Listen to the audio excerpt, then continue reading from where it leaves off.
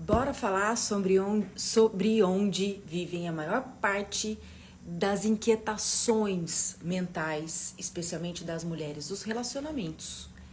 Como os relacionamentos são espelhos, como eles afetam o nosso emocional, isso a gente sabe bem, mas como por consequência isso pode virar problema ginecológico também. Então, bom dia para todo mundo que está entrando. Hoje, quarta-feira, dia 24 de maio. 24 de maio, quarta-feira.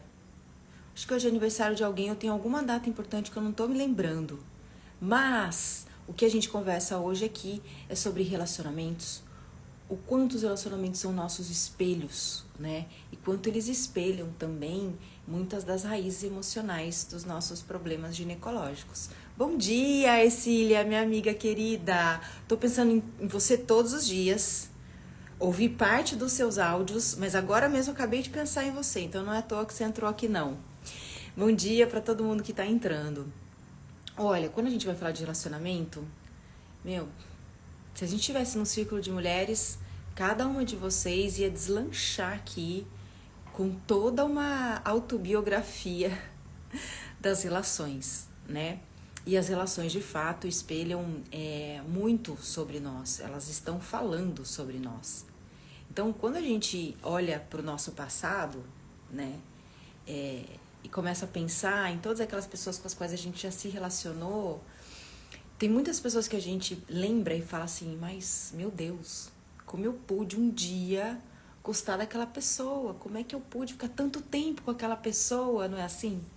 Quem aqui nunca pensou isso, né?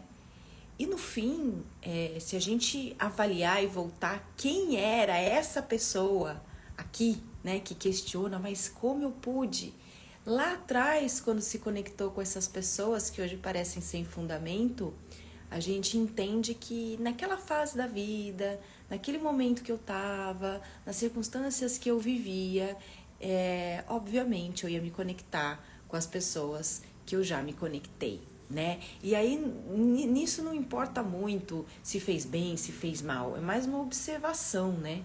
Então, por exemplo, tem muita mulher aqui que já separou, né? Já foi casada, já separou, que criou sonhos, teve planos e viveu a história que tinha que viver com o ex.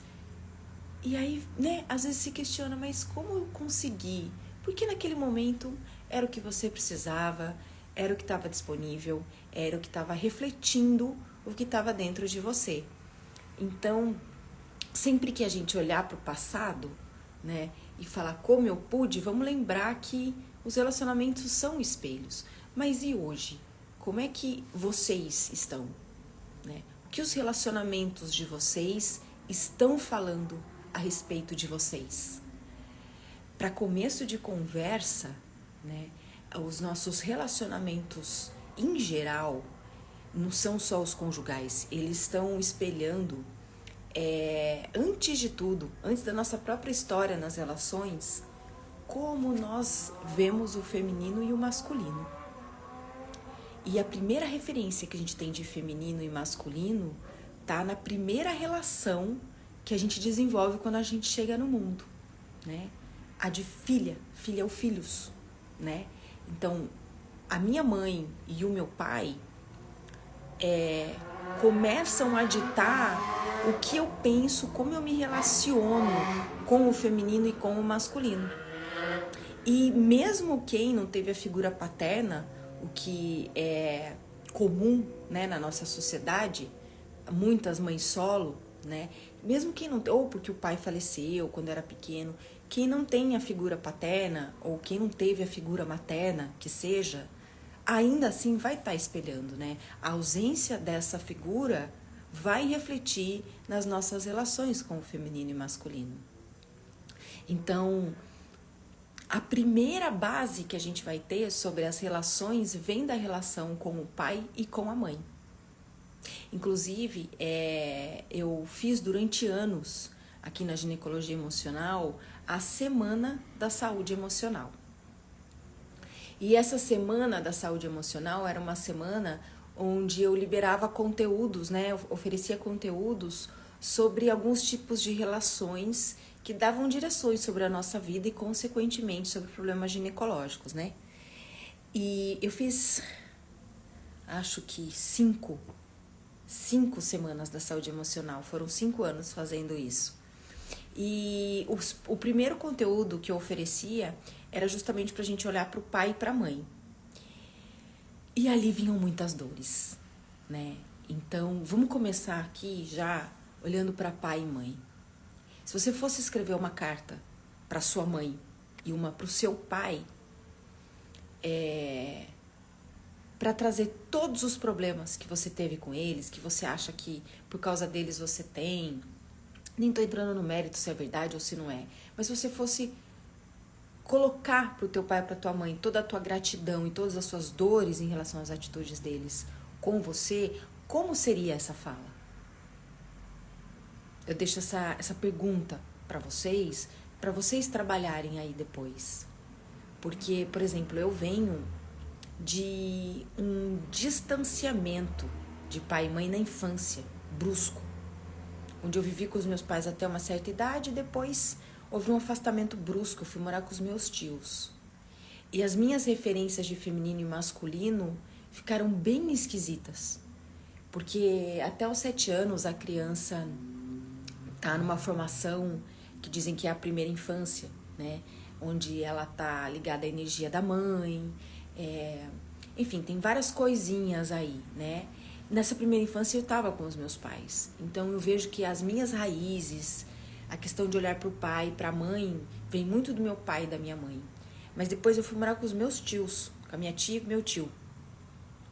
E aí essas referências começaram a mudar na minha adolescência, quando eu menstruei, quando eu comecei a me relacionar com os meninos. Eu não tive aquela fase com a mãe de me tornar amiga, e nem com a minha tia, né, de ter a mãe como uma parceira, eu não tive. Então eu fiquei meio solta, ficou tudo muito confuso. A conclusão é que os meus relacionamentos são muito confusos.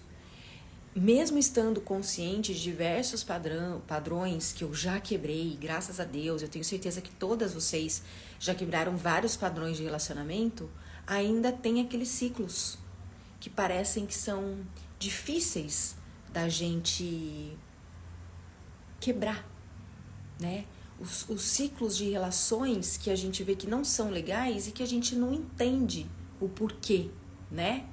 Então, nesse aspecto, a gente entraria muito mais numa questão sistêmica, na visão da constelação familiar, sobre repetir padrões, né, de antepassados que muitas vezes a gente nem conhece.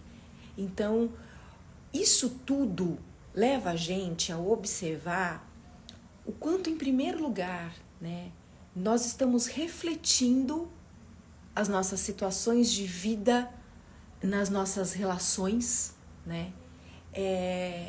Nós estamos repetindo padrões de comportamento que a gente não consegue quebrar. E quando... agora eu vou fazer o gancho com ginecologia emocional aqui para vocês. E quando vocês vêm aprender o método de ginecologia emocional, vocês começam justamente a observar esses padrões em maiores detalhes e começam a entender como é que eles somatizaram em vocês durante essas relações. Querem ver um exemplo? Tem muita gente que chega aqui pra mim e conta que depois que começou a se relacionar com uma determinada pessoa, começou a ter infecção urinária de repetição. Quem aqui já passou por isso? Acredito que... a gente sabe que a candidíase, embora não seja exclusivamente uma infecção sexualmente transmissível, porque ela é transmissível sexualmente, a gente tem o fungo da cândida e ela vira a candidíase sem a gente precisar se relacionar sexualmente com ninguém, né? Mas tem muitas mulheres que olham para trás e lembram que em determinado relacionamento tinham candidíase de repetição. Como eu vejo isso, né?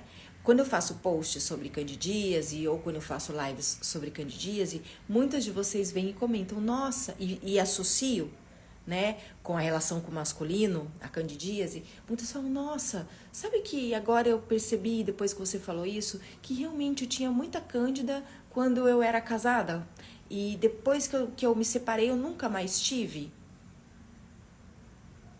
Eu tinha muita cândida numa época que eu estava absolutamente perdida, que eu me relacionava com todo mundo, e aquilo, obviamente, estava refletindo várias questões com o masculino em mim. Se a gente quiser fazer uma autoanálise da nossa relação com o masculino ou com o feminino, basta a gente observar as nossas relações. E aí, quando as mulheres vêm aprender o método de ginecologia emocional, elas vêm, eu peço para ver assim, ó, esquece o problema que você tem, esquece a tua meta, esquece teu objetivo, esquece agora e foca em você. Começa a aplicar o que eu estou ensinando ao longo do workshop. O que acontece? Elas começam a aplicar e começam a vir memórias de coisas passadas. Começam a vir insights, começam a vir lembranças que parecem que não tem nada a ver com o processo. Ah, uma coisa que minha mãe falou pra mim quando eu tinha 6 anos e eu lembrei agora. É o processo do trabalho que vai acontecendo em muitos campos e que vai trazendo situações, pessoas, relações, falas e dores que a gente viveu justamente para a gente conseguir montar essa leitura do corpo, essa leitura da nossa história, essa leitura da somatização que cai no nosso corpo. Então é muito comum ao longo do processo de desenvolvimento cíclico, de autoconhecimento feminino que a gente faz com o método, as mulheres começarem a voltar em relações passadas. Por quê? Porque a gente precisa voltar, observar alguns pontos para a gente criar consciência e ir quebrando o padrão repetitivo de relacionamentos que a gente já vê que não é legal, né?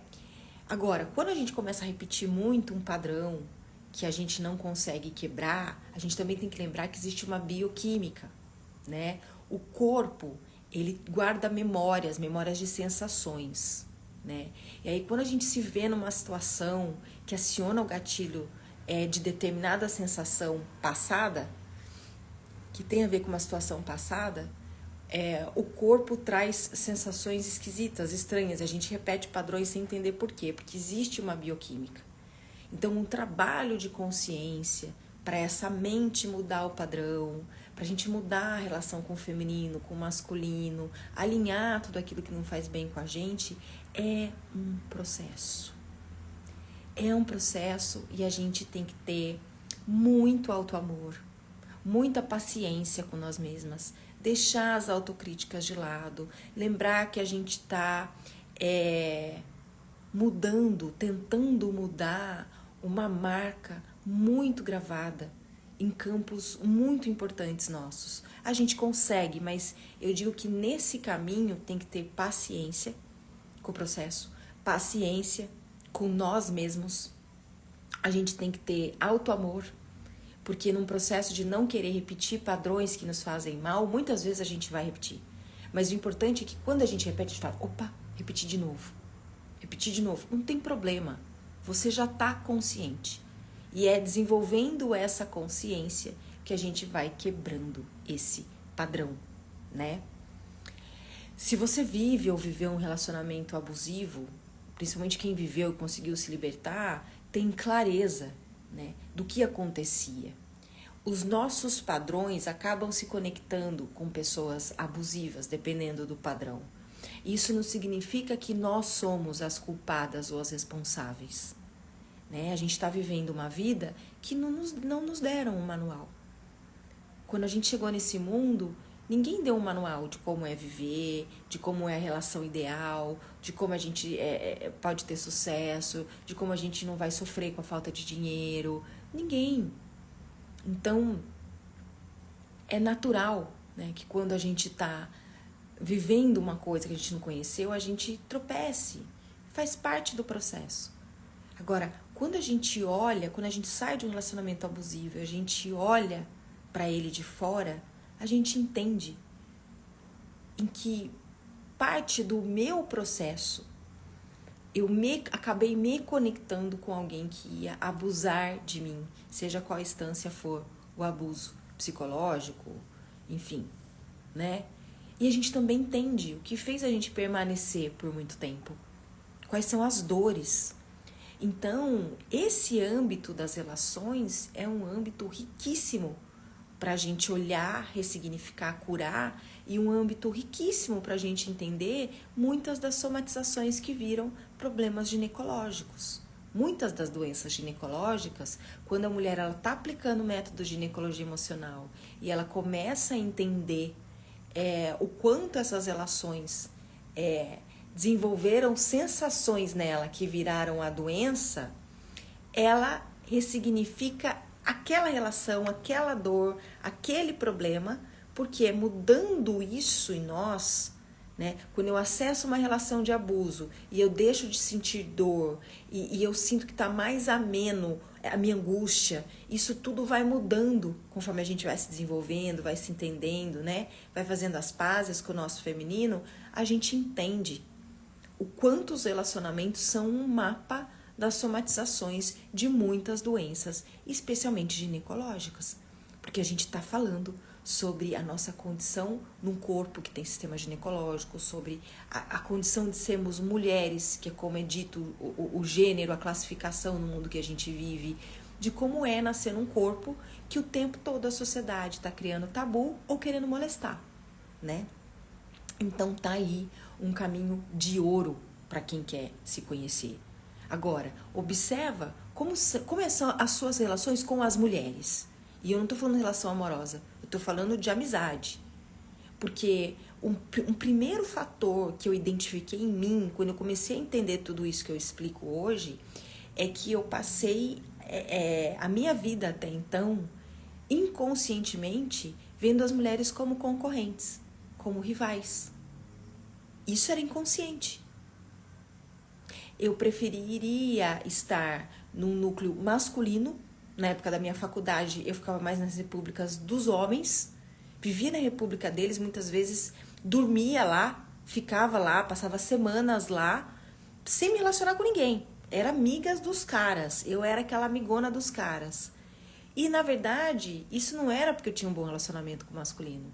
Isso era porque eu tinha uma briga inconsciente com o feminino. Eu julgava muito as mulheres, né?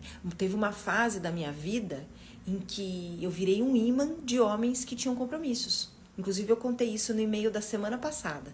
Quem recebe os meus e-mails semanais, viu, eu contei umas histórias assim, eu estava falando de um outro assunto, né? Que eu estava falando do método 3A, amor próprio, autoestima e autoconfiança. Estava falando desse método e contei essa história. Então, na época em que eu me relacionava com homens que já tinham namoradas, já eram noivos, já tinham compromisso com alguém, eu era tão cega em relação ao auto-amor, à autoestima e à autoconfiança, eu estava num lugar tão egocêntrico e tão de dor com o feminino, que na verdade eu não queria ficar com aqueles homens. Eu inconscientemente queria me achar melhor do que a mulher que eles estavam traindo. Olha qual é o nível de inconsciência da pessoa. E obviamente que cada vez mais eu estava atraindo pessoas que não me amavam, que não me respeitavam, que não me valorizavam. E aí vinha uma série, candidíase, corrimentos, ISTs, uma série de coisas começaram a acontecer. E eu não tinha a mínima ideia de nada do que eu explico hoje. Esse passado serve como um grande almanaque sobre o meu desenvolvimento, sobre a minha conexão com o meu feminino, sobre o que ainda precisa ser restaurado em mim. E o mais importante é que a gente saiba usar essas experiências passadas como parâmetros sobre o que a gente quer ou não quer. E para a gente observar se o que a gente não quer e vem se repetindo, o que é necessário mudar em mim. Porque a gente tem a mania de colocar sempre a culpa no outro, né? Quando um relacionamento não dá certo, ele não dá certo pelas duas partes. Ou ele já começa errado, porque o casal se formou sendo que um não queria. Um tá ali porque alguém forçou a barra. E o amor, ele não é procura. O amor é encontro. E quando o amor chega, a gente sabe que é diferente de tudo. E mesmo que nós estejamos muito decepcionadas com o amor, mesmo que a gente esteja muito cansada de confiar nas pessoas, muito frustradas, a gente tem que lembrar que a base da existência toda é o amor. Mas não é esse amor que pregam nas novelas, nos filmes da Disney. É um amor onde a gente ama uma pessoa, independente dela estar comigo ou não.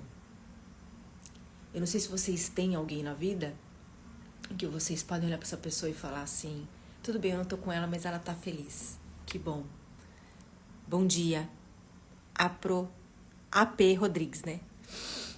Sabe? Então, e a gente lembrar que o primeiro amor que a gente tem que ter, o primeiro amor que tem que ser o nosso foco, para que todos os outros amores se desenvolvam bem, é o nosso próprio, né? E trabalhar o que eu chamo de 3 As, que é amor próprio, autoestima e autoconfiança, é delicado. Por quê? Porque não existe uma fórmula mágica onde do dia para a noite uma pessoa que não se ama, que não se prioriza e não se valoriza vai passar a fazer isso. Essa pessoa traz na história dela muita rejeição, muita dor, muito abandono, diversos traumas. E os traumas não se apagam assim. Não se apagam com uma sessão de Theta Healing, não se apagam com Access Bars, não se apagam assim, né? Eu entendo que muitos dos conceitos que nós temos a respeito de nós mesmas, né, estão gravadas no nosso subconsciente. Eu entendo não, isso é científico. Eu vou falar como eu entendo que isso pode ser trabalhado. E isso estando no subconsciente é um trabalhão, enquanto não vem a mente consciente. E a única forma que eu vejo, a única técnica que eu vejo de trabalhar coisas que estão no subconsciente, machucando a gente, são através da reprogramação mental. Como isso pode acontecer? Através da programação neurolinguística, mas eu acho que a programação neurolinguística associada, agora eu tô fazendo com o braço direito que eu não tenho, como se eu tivesse com os 2 dedos assim, associada à meditação, tá assim, a meditação vai fazer milagres. E isso eu vejo nos últimos 6 anos. Quando eu entendi que a gente precisava unir a programação neurolinguística com a meditação, eu desenvolvi o método 3A, que é um método que são meditações guiadas, que a gente só ouve, e que a gente faz e que vão trabalhando com programação neurolinguística e trazendo para a mente consciente a luz dos comportamentos que a gente vai quebrar. Quanto mais a gente começa a enxergá-los, mais a gente vai trazendo isso para a consciência. Esse método 3A eu incluí como presente para quem está fazendo a inscrição no workshop Ciclos Femininos só nesse mês de maio, né? O workshop Ciclos Femininos é o que tem o método ginecologia emocional, onde a gente faz todo esse trabalho que a ginecologia emocional propõe. A gente está chegando na reta final das inscrições, porque semana que vem já termina maio, né? E quem ainda não está participando, já tem bastante gente que fez a inscrição nesse mês de maio, é só escrever ciclos aqui nos comentários, eu vou mandar as informações, você sente se esse caminho é para você. E esse método 3A tá lá dentro de presente também, tá? Agora, é super, super, super, super importante a gente lembrar. Boa parte das doenças de útero são somatizações em questões ligadas ao feminino, à mãe, a linhagem feminina. Quando a gente fala de ovários e trompas, a gente está falando de problemas que são desencadeados a partir de nós assumirmos posturas masculinas diante da vida.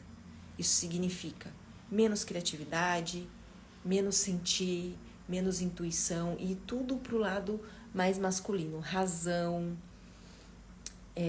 competitividade, rigidez, né?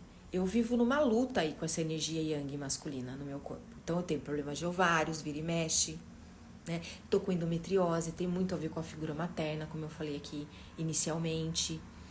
Mas eu faço a lição de casa, né? Eu chego na raiz emocional, eu tenho tratamento terapêutico, então tudo fica leve, tudo... Imagina, onde vocês já viram uma mulher com endometriose profunda que não tem dor? Prazer, Karime. Quando eu tive dor? Eu tive dor a última vez em janeiro, dia 8 de janeiro, dia que invadiram o Brasília. Não vou esquecer dessa data. Eu menstruei pela primeira vez e o Ayrton Senna tinha morrido. Eu tive uma crise de endometriose fulminante que eu nunca tinha sentido em 8 de janeiro, quando aconteceu o quebra-quebra. E naquele dia, eu tava com uma pessoa e eu fui ter relação com a pessoa.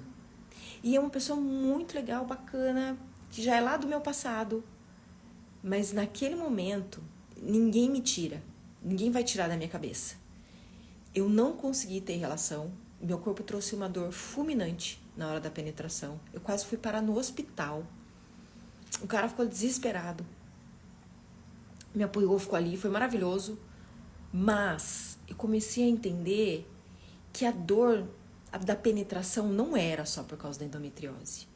Porque eu já tive penetração com endometriose outras vezes, tive, depois não tive dor. Eu comecei a entender que o meu corpo, o meu campo, estava me dando um sinal de que sexo com aquela pessoa, no more. Foi esse o entendimento que eu tive. Porque isso nunca mais aconteceu. E eu sei que tem uns fatorzinhos que eu não deveria mesmo estar fazendo sexo com aquela pessoa. Quando a gente está atenta aos sinais, quando a gente se conhece, quando a gente entende o que pode ser o start de um sintoma ou não, as coisas começam a ficar mais claras. E para mim a minha endometriose deu um grito sobre eu não repetir um determinado padrão. Ela não me permitiu, graças a Deus. Então, no fundo, a gente tem que agradecer as doenças. A gente tem que agradecer as dores, mas isso a gente só consegue quando a gente tem consciência das mensagens delas. Por isso que eu convido todas vocês a aproveitarem essa reta final das inscrições para o workshop Ciclos Femininos, para ajudar não só vocês nessa conexão com o feminino que vai acontecer em todos esses conhecimentos, mas vocês a não repetirem mais ciclos de dor que vem se perpetuando e que muitas vezes não começou em vocês, começou em gerações anteriores. Só digitar ciclos nos comentários e eu vou mandar o site do curso e as vagas com 70% de desconto. Amanhã, quinta-feira, eu tô aqui para mais um bate-papo ao vivo, às 8 horas da manhã. E na sexta-feira é 12:30 que eu faço perguntas e respostas ao vivo. Tiro as dúvidas de todo mundo aqui. Então, quero agradecer vocês. Quem chegou agora, eu falei sobre relacionamentos. Vai ficar disponível nos Reels, em seguida, o replay. É um assunto que espelha muito sobre a nossa saúde ginecológica, espelha muito sobre a nossa relação com o feminino e masculino. Vai trazer um norte para vocês, para quem está chegando agora, assistir tudo isso depois. E estamos aqui amanhã, às 8 da manhã, juntas de novo. Combinado? Um beijo no coração. Uma excelente quarta-feira para todas nós. Bom dia, Yasmin. Seja bem-vinda. Vai assistir o replay em seguida. E amanhã eu tô aqui de volta às 8 da manhã pra gente bater mais um bate-papo ao vivo. Logo mais eu vou colocar o tema da nossa conversa de amanhã. Combinado? Beijo no coração. Tchau, tchau.